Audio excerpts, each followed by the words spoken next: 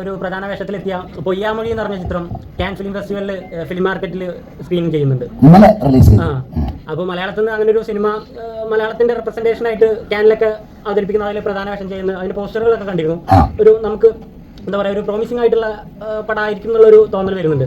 അപ്പോൾ അത്തരത്തിലുള്ളൊരു പടം ചെയ്തിട്ട് അല്ലെങ്കിൽ ഇപ്പോൾ ചുരുളി ചെയ്യുന്നത് അങ്ങനെ ഒരുവിധം നല്ല സിനിമകളിൽ മികച്ച ക്യാരക്ടറുകൾ വരുന്ന ഒരു സമയത്ത് തന്നെ once upon a time in Kochi ആ ഒരു സിനിമയിലേക്ക് വരുമ്പോൾ ഇപ്പോൾ റാഫിക്ക നാദിർഷിക്ക എന്നുള്ള പേരല്ലാതെ സിനിമ തന്നിട്ടുള്ള ഒരു ഹൈ എന്തായിരുന്നു, സിനിമയിലേക്ക് എത്താനുള്ള ഒരു ഇതെന്തായിരുന്നു? അത് ഞാൻ വീട്ടിലിരിക്കുന്നു. എനിക്ക് റാഫി സാറും ആഷാഖാനും കൂടി വലിയൊരു മീറ്റിംഗ് വിളിച്ച് എൻ്റെ വീട്ടിലേക്ക് രണ്ടുപേരും വന്നു. വന്നിട്ട് എന്നോട് ചോദിച്ചു, ഇതിനകത്തൊന്ന് സഹകരിക്കാവോ ജാഫ? ഞങ്ങളെ പ്രതീക്ഷയോടുകൂടി അന്ന് റാഫി സാറിനോട് പറയുന്നു. ആഷാഖാനോട് കണ്ണടിച്ചിട്ട് പറഞ്ഞു അങ്ങനെ ഞാൻ ശരിക്കും കഥ കേട്ടതിന് ശേഷം ഞാൻ അർജുനെ വിളിച്ചു. അർജുൻ പറഞ്ഞു, ചേട്ടാ എങ്ങനെ ഏറ്റെടുത്ത് നിങ്ങൾ എങ്ങനെ അത് വിളിച്ചു പോട്ടെ.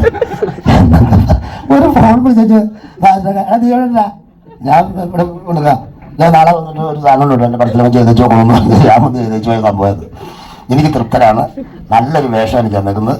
പിന്നെ ഒരു കുടുംബത്തിൽ ചെന്ന് കയറുന്ന പോലുള്ള ഒരു ഫീലിങ്സ് ഒക്കെയാണ് ആശാഖാന്റെ പടത്തിലേക്ക് ചെന്ന് കഴിയുമ്പോഴത്തേക്കും. നമ്മുടെ ഒരു സിനിമാ നടനാണെന്നോ അല്ലെങ്കിൽ ഒരു സിനിമാ നടൻ ചെന്ന് കഴിയുന്ന ഒരു ഡയറക്ടർ ബന്ധമാവുന്നല്ല, അതല്ലല്ലേ ഈ ഇരിക്കുന്ന ലെവലിൽ നോക്കി നിങ്ങൾ തന്നെ എന്ത് ചെയ്താൽ ആർക്കെങ്കിലും ഞാൻ ഒഴിച്ച് ബാക്കി ആർക്കെങ്കിലും ജാടയുണ്ടോ?